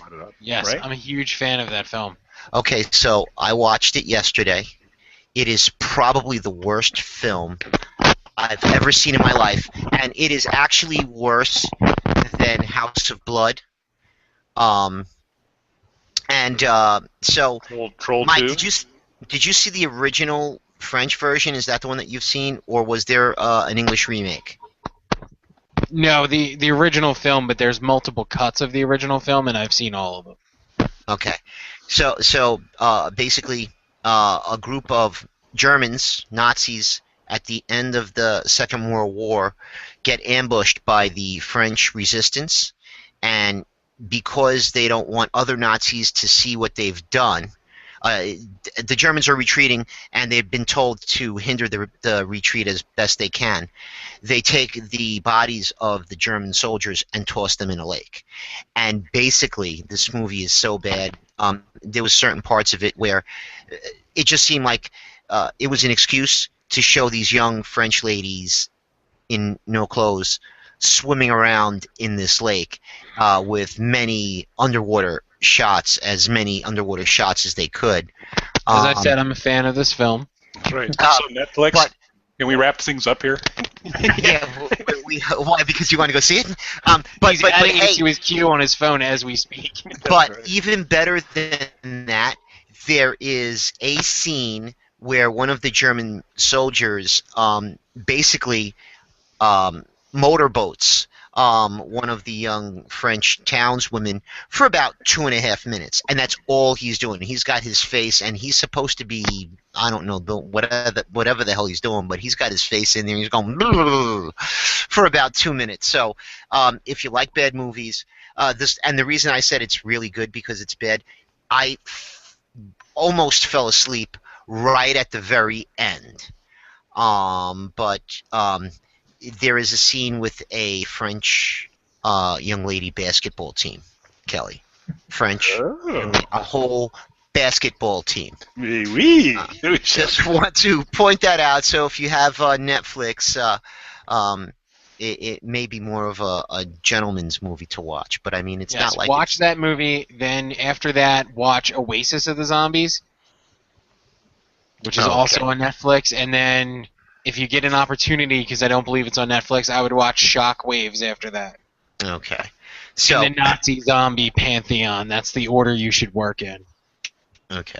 Well, I've got some work to do then, but I thought that one of you guys had mentioned it, but Kelly, I mean bad, and if it's not going to cost you any extra cheese, I would say if you've got an hour and a half to kill, because the version that's on Netflix is about an hour and a half.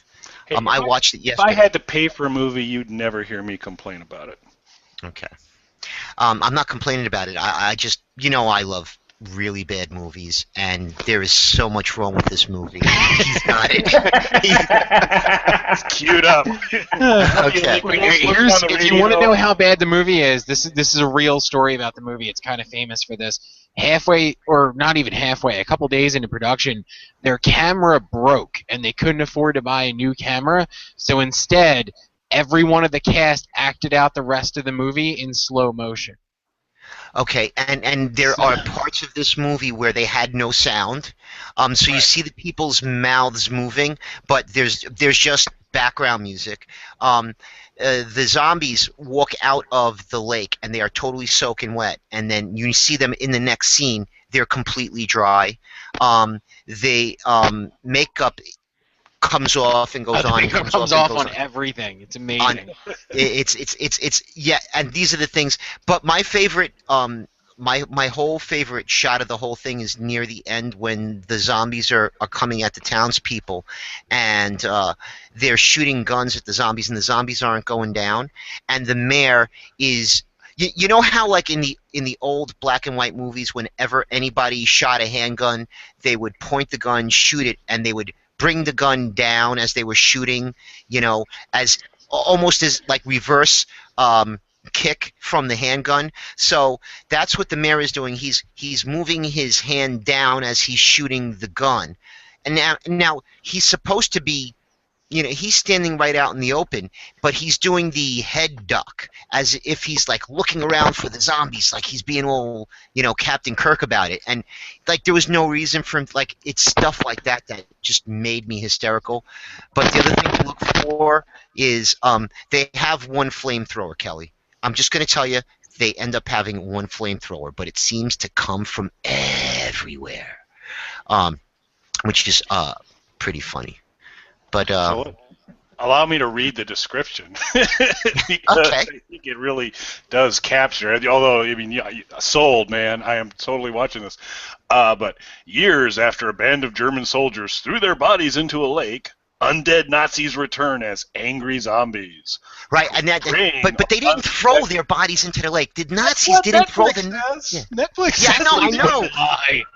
No, I know, but it sounds like what they're saying is, the Nazis threw the Nazi bodies in the lake. No, it wasn't the Nazis that threw but there's a lot more that goes on in this movie because there is a subtext. He must have meant French there. It must have been a translation. So we'll change that to years after a band of French soldiers threw Nazis. They return as angry zombies preying on unsuspecting teen swimmers. And I see Oasis of Zombies listed underneath as another suggestion, Mike. So I'm good. And it looks like Daisy Duke is fighting the Oasis of the Zombies there. So looking forward to seeing that as well. These are excellent films, Kelly. Okay. How did I miss these? I don't know. So to wrap things up, don't forget Z Nation tomorrow. Coming up, we have a international episode of Dylan Knows coming up. When, Dylan? Sunday, 12:30 p.m. Eastern Daylight Time. Okay. So most of the time, Dylan's on Sundays at 12 o'clock or 12:30. But stay tuned. Dylan will let you know. Hey, is there going to be a talking assistant? I don't know. Will there be? I don't know. Maybe there will be. Maybe there won't. We don't know. Maybe it's already happened. Who knows? Who knows? Time Lord. But you see, that's one of the things about the talking assistant is that when we decide we're going to do it, we just go ahead and do it. We don't pre-schedule it. We don't do anything. We just go on. We do it. We get in. We get out like commandos. So look for it. There might be a talking assistant coming up anytime this weekend. There's going to be 2 new assistant episodes that drop. On Monday, yep. There is going to be on the website after tomorrow night's episode of Z Nation, maybe tomorrow night or maybe on Saturday, we'll put up another question. Rate it, make any comments so you guys can get involved with that. Hey, we may have to have Dylan back soon because we may want to do a series end of The Strain when that all wraps up. Dylan, Kelly, are you all caught up with it yet, or are you getting there? I am not, and then I got these jerkwads telling me to watch some Gotham show that's going to put me further behind. Well, right now, the only thing that I'm watching right now is Gotham. I'm going to say Sleepy Hollow, although I haven't seen episode 1 yet. So that's 2 on Monday. I got Face Off that I don't miss, and I got Z Nation and The Strain. So there's only like 5 things, and I can definitely get Z Nation and The Strain in with no problem. It's the Monday shows that I have to kind of, which is the problem for me right now. But by the time we get to the finale of The Strain, Kelly should be all caught up, and then maybe we'll get you back in, Dylan, to talk about that. We got the movies that we told you about. Hey, always check in on Sci-Fi at 9 o'clock on Saturdays, and whatever the movie is on Sci-Fi, we're usually live tweeting it. So if you just follow the hashtag, you'll see us popping up in there. Bring Out Your Geek. Check that out. Nurture and support Kelly's podcast with the lovely Melissa. Check that out. Dylan Knows, and Dylan does the Comic Hall, and check out our website and look forward. Look for the topics on the website. That's where we're going to be putting up the questionnaire for Z Nation. So, did I forget anything? Nope. Cockstar Radio, watch Zombie Lake. Right, and Crackle Crackle from Mike. And I would just like to say in closing, go ahead, Kelly. We give you mercy.